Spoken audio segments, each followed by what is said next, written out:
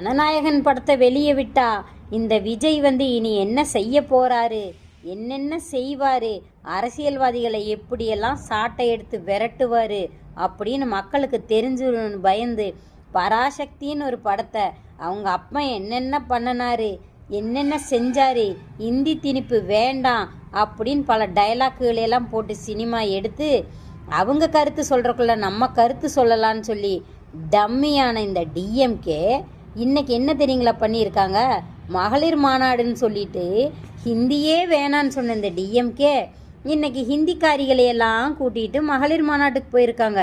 முதல்ல சாரி கொடுத்தாங்க, அப்புறம் சுடிதார் கொடுத்தாங்க. இப்போ அந்த ஹிந்திக்காரிகளுக்கெல்லாம் டிஷர்ட்டும் பேண்ட்டும் போட்டுவிட்டு நல்லா லிப்ஸ்டிக்கை நல்லா தேய்ச்சி விட்ருக்காங்க. அதுலேயே தெரியுது அவளுகெல்லாம் ஹிந்திக்காரிகன்னு. ஏன்னா நம்ம அக்காவெல்லாம் அவ்வளோ சீக்கிரம் லிப்ஸ்டிக்கெல்லாம் தீட்ட மாட்டாங்க. அவளுக்கு காலுக்கு ஒரு லிப்ஸ்டிக்கு, கைக்கு ஒரு லிப்ஸ்டிக்கு, லிப்ஸுக்கு சூப்பர் லிப்ஸ்டிக் போட்டுட்டு ஆடுவாளுங்க. அதுலேயே அவளுக்கு ஹிந்திக்காரிகன்னு தெரிஞ்சிருச்சு அந்த மூஞ்சியில். புரோட்டா கடைக்கு போனால் ஹிந்திக்காரன், குப்பை வண்டிக்கு போனால் ஹிந்திக்காரன், வீடு கட்டுறவன் ஹிந்திக்காரவன், பாலம் கட்டுறவன் ஹிந்திக்காரன், அதெல்லாம் விடுங்க. அவன் ஏதோ 500 கொடுத்தா செஞ்சுட்டு போகிறான். ஆனால் இந்த ஓட்டே இல்லாத இந்த ஹிந்திக்காரிகளை லிப்ஸ்டிக் தீட்டிட்டு எதுக்குங்க ஐயா முதலமைச்சர் ஐயா இந்த பஸ்ஸில் ஏற்றிட்டு போனீங்க?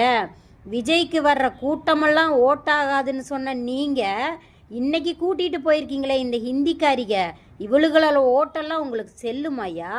இவளுகளாம் தமிழ்நாட்டில் ஓட்டு போடுறவளுகளா? எதுக்கு மகளிர் மாநாட்டுக்கு அவளுகளையெல்லாம் கூட்டிகிட்டு போனீங்க? 200 கொடுத்துட்டீங்க, துணி மாற்றிட்டீங்கன்னு அவளுகளும் வந்துட்டாளுங்க. இன்னைக்கு கோயிலெல்லாம் போனாலும் அவளுக தான் பூஜை தட்டை தூக்கிட்டு அலங்காரமாக வந்துடுறாளுங்க. கூட்டமெல்லாம் ஓட்டாகாதுன்னு சொன்ன நீங்கள் இந்த கூட்டத்துக்கு பதில் சொல்லுங்க ஐயா முதல்ல.